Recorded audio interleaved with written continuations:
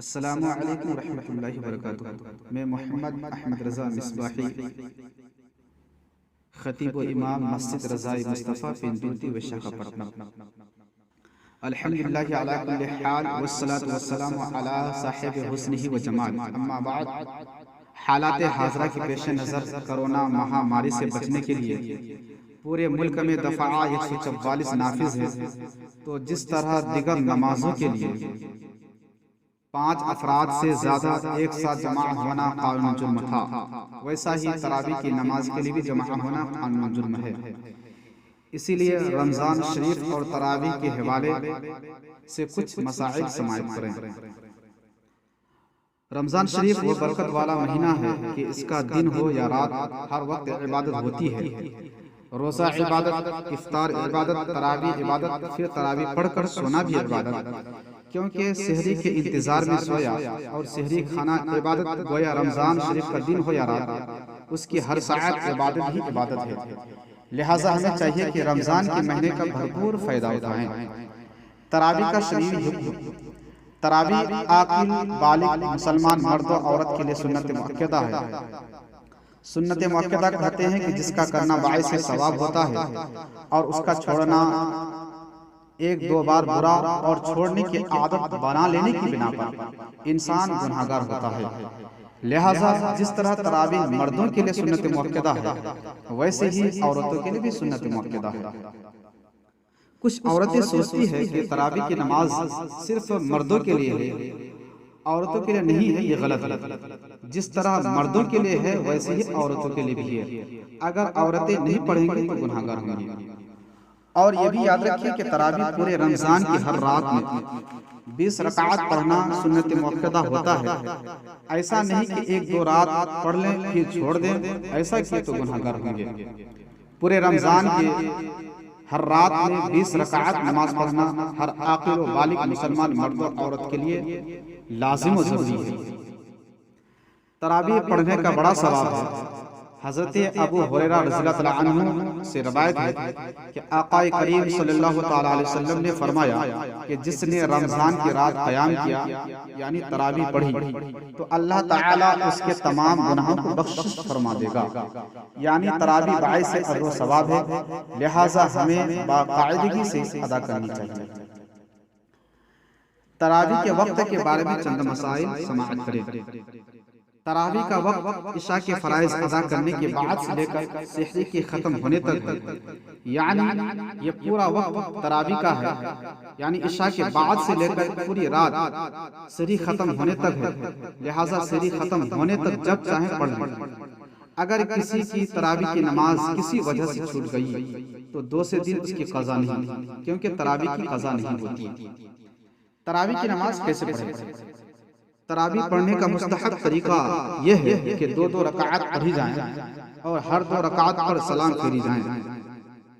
تراویح کی نیت اس طرح کریں کہ نیت کی میں نے 2 رکعات نماز سنت تراویح کی، اللہ کے واسطے میرا کعبہ شریف کی طرف اللہ اکبر کہتے ہوئے ہاتھ ناک کے نیچے باندھ لیں۔ ثنا پڑھیں، اعوذ باللہ من الشیطان الرجیم، بسم اللہ الرحمن الرحیم پڑھ کر کے سورہ فاتحہ پڑھیں اور کوئی بھی سورت ملا لیں جو بھی یاد ہے۔ اگر کسی کو الم تری کیف فعل ربک سے لے کر قل اعوذ برب الناس تک یاد ہے تو انہی سورتوں کو پڑھے، ورنہ کوئی بھی سورت پڑھ سکتا ہے۔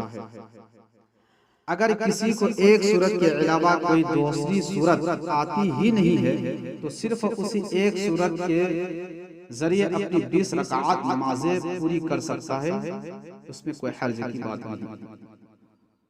اور یہ بھی بات ذہن میں رہے کہ تراویح کی نماز بہت لمبی ہے، بہت طویل ہوتی ہے۔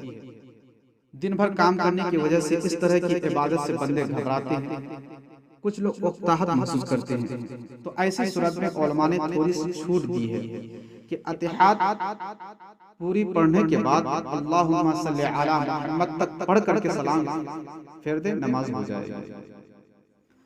اور یہ بھی دیکھے ہوں گے کہ جب 4 رکعت پڑھ لی جاتی ہے تو تھوڑی دیر لوگ بیٹھ جاتے ہیں اور اس میں ایک دعا پڑھی جاتی ہے، سبحان ذی الملک والملکوت۔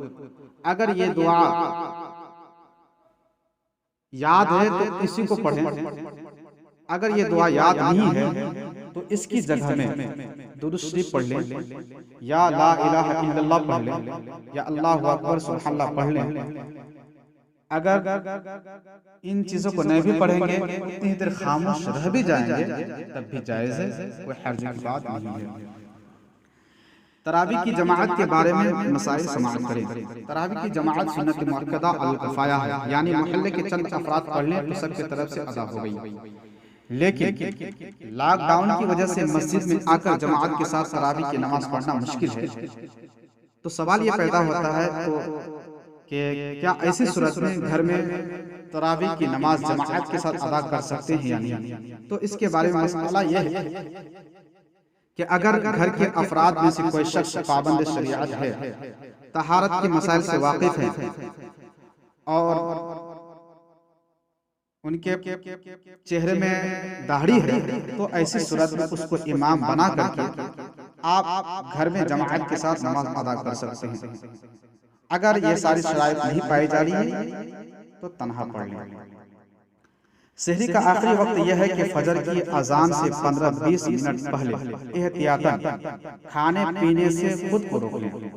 سحری کے بعد سوئے نہیں، ہو سکتا ہے کہ سونے کی وجہ سے فجر کی نماز چھوٹ نہ جائے، لہٰذا فجر کے وقت تک اوراد و وظائف اور قرآن شریف کی تلاوت میں مشغول رہیں، پھر فجر کی نماز ادا کریں اور دن کے کچھ حصے میں آرام کر لیں، پھر پورا دن اوراد و وظائف میں گزاریں، اور اپنے آپ کو ہر طرح کی برائیوں سے بچائے رکھیں۔